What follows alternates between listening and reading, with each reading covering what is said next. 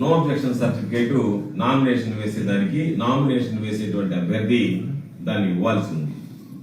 దానికి 2-3 రోజుల ముందు నుంచే ఎన్ఓసీకి సంబంధించి విఆర్ఓ దగ్గరికి వెళ్తే విఆర్ఓలు అసలు అందుబాటులోనే లేకుండా వెళ్ళిపోవడం జరిగింది. ఫోన్లు స్విచ్ ఆఫ్ చేసి ఎంఆర్ఓ ఆఫీస్కి పోతే విఆర్ఓ దగ్గరికి పోమంటాడు, విఆర్ఓ దగ్గరికి పోతే విఆర్ఓ దొరకరు. రకరకాలైనటువంటి పాపం కొంతమంది తెలుసుకుని విఆర్ఓ వెళ్ళకపోతే మా దగ్గర సీళ్లు లేవు అని చెప్పి సంతకం పెట్టలేదు. దీంతో పాటు బెదిరింపులు, బ్లాక్ మెయిలింగ్లు ఇవన్నీ చూసిన తర్వాత వైఎస్ఆర్ కాంగ్రెస్ పార్టీ ఒక నిర్ణయం తీసుకునింది. ఎందుకంటే స్థానికంగా ఉండేటువంటి నాయకులను ఇబ్బంది పెట్టడం, కార్యకర్తలు ఇబ్బంది పెట్టడం, వాళ్ళ మీద పోలీసు కేసులు బనాయించడం, వాళ్ళకి సంబంధించినటువంటి డాక్యుమెంట్లు ఇవ్వకపోవడం, తెలుగుదేశం పార్టీ నేతలు దౌర్జన్యంగా వ్యవహరించడం, ఇవన్నీ చూసిన తర్వాత నిర్ణయం తీసుకుని జిల్లాలకు సంబంధించి అందరి అభిప్రాయాలు తీసుకుని రాష్ట్ర వ్యాప్తంగా ఇదే విధంగా ఉంది అని చెప్పి వైఎస్ఆర్ కాంగ్రెస్ పార్టీ ఈ ఎన్నికలు తెలుగుదేశం పార్టీ ఏదో నియంత్రణలాగా మనం దేశాల్లో కొంతమంది మిలిటరీని అడ్డు పెట్టుకుని దేశంలో నియంత్రణలాగా పాలించినటువంటి విధంగా ప్రభుత్వాన్ని అడ్డు పెట్టుకుని ఈ రోజు పోలీసులను కూరుకొనిపి అధికారులని ప్రలోభ పెట్టి అధికారులు ఏదో ఒక విధంగా భయభ్రాంతులు గురి చేసి మేము చెప్పినట్టుగా చేయాలి అనేటువంటి ఆలోచనతో ఈ ఎన్నికలను ఒక ప్రహసనంగా మారినటువంటి నేపథ్యంలో వాటికి సంబంధించి చెప్పాం ఏమని, మేము ఎన్నికలు బహిష్కరిస్తున్నాం. ఎందుకంటే మాకు ముందే తెలుసు కూడా ఈ ప్రభుత్వం కోర్టును లెక్క చేయదు, కోర్టు ఇచ్చినటువంటి తీర్పులను లెక్క చేయదు, దాని ప్రకారం నడుచుకోలేనటువంటి స్పష్టమైనటువంటి ఉన్నాయి కాబట్టి వాటికి సంబంధించి ఎన్నికలు బహిష్కరిస్తున్నాం అని చెప్పి చెప్పడం జరిగింది. ఎంత దారుణమైనటువంటి పరిస్థితి అంటే ఎన్నికల అధికారులకి అసలు ఏమీ తెలియదు. అంటే వాళ్ళ కనీసం శిక్షణ కూడా ఇవ్వలేదు. కారణం ఏమిటంటే మీరు నేరుగా వెళ్తారు, తెలుగుదేశం పార్టీ వాళ్ళు ఇచ్చినటువంటి నామినేషన్ తీసుకోండి, మిగతా వాళ్ళ నామినేషన్ ఇట్లా తీసుకోబాకండి, ఆ పక్కన తెలుగుదేశం వాళ్ళు కూర్చొని నామినేషన్ తీసుకోండి అంటే తీసుకోవాలి. ఎవరన్నా ఉంటే వాళ్ళు తీసుకున్న నామినేషన్ చీచేస్తే గమ్ముకోవాలి. పోలీసులు ఏదైనా మాట్లాడితే నేరుగా జీపీకి ఇచ్చండి, తీసుకెళ్లి పోలీస్ స్టేషన్ లో కూర్చోబెట్టండి అని చెప్పినటువంటి పరిస్థితి ఏర్పడింది. దానివల్ల వదిలేశాం. ఎన్నికల అధికారులకు అసలు శిక్షణ లేదు, అసలు రూల్స్ తెలియదు, ఏ విధంగా నామినేషన్ తీసుకోవాలో ఏ విధంగా ఎన్నిక జరపాలనేటువంటిది కూడా తెలియనటువంటి పరిస్థితి. మొత్తాన్ని ఆ అధికారులుగా కూడా టీడీపీ నాయకులే వ్యవహరించారు. అయితే ఎంత బాధాకరమైనటువంటి విషయాలంటే ఈ సంఘటనకు సంబంధించి హైకోర్టు కొన్ని దగ్గర ఎవరైతే డిమాండ్ చేస్తారో వాళ్ళకి సంబంధించినటువంటి సీక్రెట్ బ్యాలెట్ పెట్టండి అని చెప్పి చెప్పడం జరిగింది.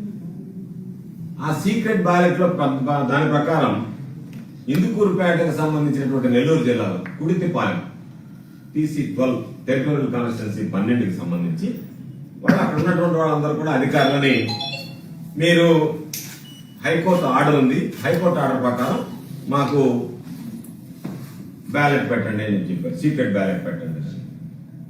అభ్యంతరం లేదు ఎవరి దగ్గర.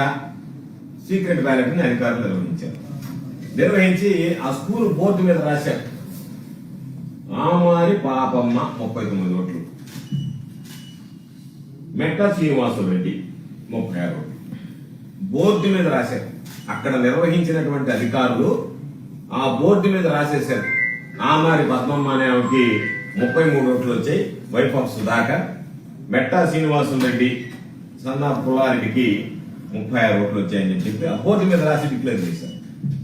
ఆ తర్వాత ఈ సెగ్మెంట్ పోయిందని తెలిసి కోవూరు నియోజకవర్గం పోలీసు అందరినీ సిఐని ఎస్ఐని అందరినీ వెంట పెట్టుకుని పోయి అక్కడ ఉన్నటువంటి నాయకులు వెళ్లి వాళ్ళని లాగేసి అధికారులు మీరు ఎట్లా సీక్రెట్ ఓటు పెడతారని చెప్పి చేతులు ఎత్తాల్సిందే అని చెప్పి చేతులు వాళ్ళు ఎత్తక ముందే వీళ్ళే తెలుగుదేశం పార్టీకి సంబంధించినటువంటి వ్యక్తులే ఆ శ్రీనివాసరెడ్డికి గెలిచినట్టుగా డిక్లేర్ చేసేసారు.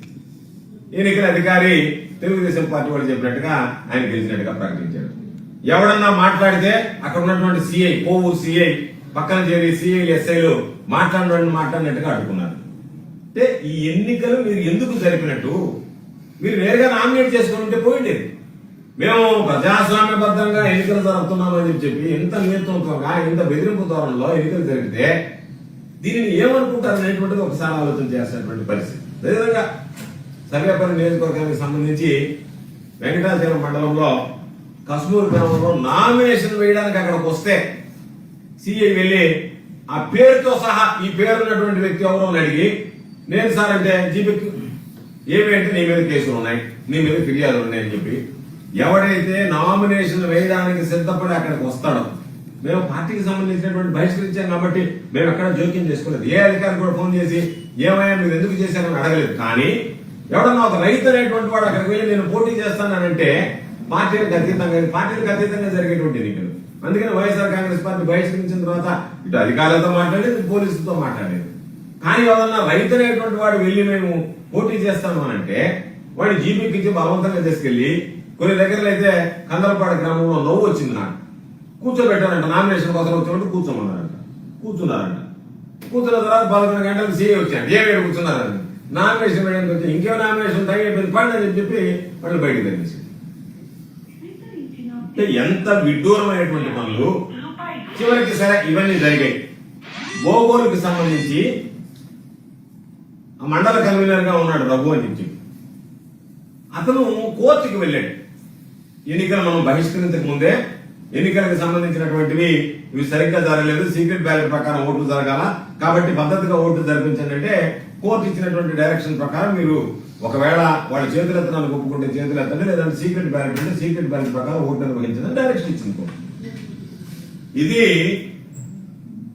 12వ తేదీ సాయంత్రము ఆర్డర్ తెచ్చుకుంటే వాళ్ళు 13వ తేదీ వాళ్ళని తీసుకుని వెళ్ళి మీరు డబ్బులు పంచుతున్నారు ఓటర్లకి అని చెప్పి ఇంట్లో నిద్రపోతున్నటువంటి వాడు ఎక్కించుకుని పాపం ఆ పోటీ చేసేటువంటి అభ్యర్థి ఎవరైతే ఉన్నాడో కొండయ్యానని, అయ్యా మేము పార్టీ బహిష్కరించింది, మేము పోటీ చేయడం లేదు మొర్రో అన్నా కూడా లేదు మీరు కోర్టుకు పోయారు కాబట్టి మీరు డబ్బులు పంచుతున్నారని మాకు ఫిర్యాదు వచ్చిందని చెప్పి తీసుకెళ్లి పోలీస్ స్టేషన్ లో అర్ధరాత్రి తీసుకెళ్లి పోలీస్ స్టేషన్ లో నిర్బంధించారు. అంటే ఎంత దారుణమైనటువంటి పరిస్థితి. దీనికి పాపం చంద్రబాబు నాయుడు మాత్రం కూటమి కూడా మినహాయింపు ఇవ్వలే. బీజేపీ కానీ దానికి సంబంధించినటువంటి దాంట్లో ఈరోజు పేపర్లో కూడా చూసాం. బీజేపీకి సంబంధించి విజయనగరం జిల్లాలో మోహన్ రావు అనేటువంటి వ్యక్తి ఎలకోట మండలంలో ఆ అధికారి డిఈ కాళ్ళు పట్టుకున్న సరే ఇరిగేషన్ అధికారిని లేదు కుదిరేది లేదు నీకు ఇచ్చేది లేదని చెప్పి తెలుగుదేశం పార్టీకి సంబంధించినటువంటి వ్యక్తులు కుర్చీలతో దాడి చేసి అతని మీద ఈరోజు ఆ ఒక్కటి ఇచ్చినటువంటి లాపున్నారు. నెల్లూరుకు సంబంధించి ఏఎస్పేట మండలానికి సంబంధించి ఆత్మకూరు నియోజకవర్గంలో పెద్దాభిపురంలో అదేవిధంగా జనసేన వాళ్ళు నామినేషన్ వేయడానికి వెళితే వాళ్ళని నెట్టేసి వాళ్ళని కూడా నామినేషన్ వేయలేదు. ఎందుకంటే తెలుగుదేశం పార్టీ వాళ్ళు ఏమనుకుంటున్నారంటే గతంలో అధికారంలో ఉన్నప్పుడు నీరు చెట్టు కింద ఏ విధంగా అయితే దోచుకున్నారో మరలా మనమే కనుకుంటే మనమే దోచుకోవచ్చు అని చెప్పి స్థానికంగా ఉండేటువంటి శాసనసభ్యులు ఇతర పార్టీలకు కూడా అవకాశం ఇవ్వకుండా ఈరోజు తెలుగుదేశం పార్టీకి సంబంధించినటువంటి వ్యక్తులకి అవకాశం ఇచ్చి వాళ్ళ ద్వారానే ఈ తతంగం అంతా నడిపించాలనేటువంటి ఆలోచన చేశారు. ఎన్ని దారుణాలు ఉన్నాయంటే సాధారణంగా అధికారులు తెలియజేశారా ఈ నాయకులకు అవగాహన లేక చేశారు కూడా తెలియదు. నవ్వు వచ్చింది కొన్ని దగ్గర. 1 నుంచి 12 టీసీలు ఉంటాయి. ఎప్పుడైనా 1 నుంచి 6 ఒక సెగ్మెంట్, 7 నుంచి 12 ఒక సెగ్మెంట్. దీనిలో చైర్మన్ ఇస్తే దాంట్లో వైస్ చైర్మన్ ఇవ్వాలి, దాంట్లో వైస్ చైర్మన్, దాంట్లో చైర్మన్ ఇస్తే దీంట్లో వైస్ చైర్మన్. అది కూడా పాటించకుండా ఆ 12లో ఎక్కడ పడితే అక్కడ నువ్వు చైర్మన్, నువ్వు వైస్ చైర్మన్. అంతే. విధి విధానాలు లేవు, నియమ నిబంధనలు లేవు, ఏమీ లేవు, ఒక పద్ధతి లేదు, పాడు లేదు. మీ ఇష్ట ప్రకారం పోలీసులు ఉపయోగించి ఈరోజు దారుణంగా ఒక పక్క ఎవరన్నా మీడియా వచ్చి దాన్ని వీడియో దిగిపోతే ఆ మీడియా మీద దాడి చేయండి. తెలుగుదేశం సంబంధించినటువంటి వాళ్ళు నామినేషన్ పేపర్లు ఎత్తుకెళ్తే ఆ నామినేషన్ పేపర్లు చించి తీరా వీఆర్ఓ అక్కడికి వచ్చి వీఆర్ఓ దగ్గర సంతకం పెట్టుకుంటే ఎంఆర్ఓ కౌంటర్ సైన్ కావాలని, ఎంఆర్ఓ కౌంటర్ సైన్ కావాలనేది ఎక్కడ లేదు సాగునీటి సంఘాలకు సంబంధించి. కేవలం అది వైఎస్ఆర్ కాంగ్రెస్ పార్టీ సానుభూతిపరలో లేదా తెలుగుదేశం పార్టీకి వ్యతిరేకంగా ఉన్నటువంటి రైతులో, తెలుగుదేశం పార్టీ మాట వినటువంటి రైతులు పోతే మాత్రం రకరకాలైనటువంటి నియమ నిబంధనలు పెట్టి వాళ్ళని రానికుండా చేసింది. ఎంత దారుణం. 4 సార్లు ఎమ్మెల్యేగా పనిచేసినటువంటి చెన్నకేశ్వర రెడ్డి గారు తండ్రితో సమానమైనటువంటి వ్యక్తి. ఆయన ఓటర్లను రానివ్వడం లేదు అని చెప్పి వెళితే, ఓటర్లను రానివ్వడం లేదని చెప్పి ఒక మాజీ ఎమ్మెల్యే అక్కడికి వెళితే ఆయన్ని పాపం ఎంత దారుణంగా మాట్లాడావంటే, నువ్వు మాజీ ఎమ్మెల్యే అయితే నాకేంటి రా, నువ్వు మాజీ ఎమ్మెల్యే అయితే నాకేంటి రా అంటే పాపం అంత పెద్ద ఆయన 80 సంవత్సరాలు దాదాపుగా వయసు ఉండేటువంటి వ్యక్తి ఊర్లో గందరగోళం జరుగుతుంది, అక్రమం జరుగుతుందంటే అక్కడికి ఆయన వెళ్ళడానికి ప్రయత్నం చేస్తే ఆయన అడ్డుకుంటే నాయన నేను 4 సార్లు ఎమ్మెల్యేగా ఉన్నా అని మాట్లాడడం కూడా పాపం వయసుకు సంబంధించి పరుషంగా కూడా మాట్లాడలేకపోతే అక్కడ ఉన్నటువంటి కర్నూలు సిసిఎస్ సిఐ ఇబ్రహీం అనేటువంటి వ్యక్తి 4 సార్లు నువ్వు ఎమ్మెల్యే అయితే నాకేంటిదా అన్నాడంటే చంద్రబాబు నాయుడు గారికి నిజంగా సీనియర్ సిటిజన్స్ మీద, ప్రజాప్రతినిధుల మీద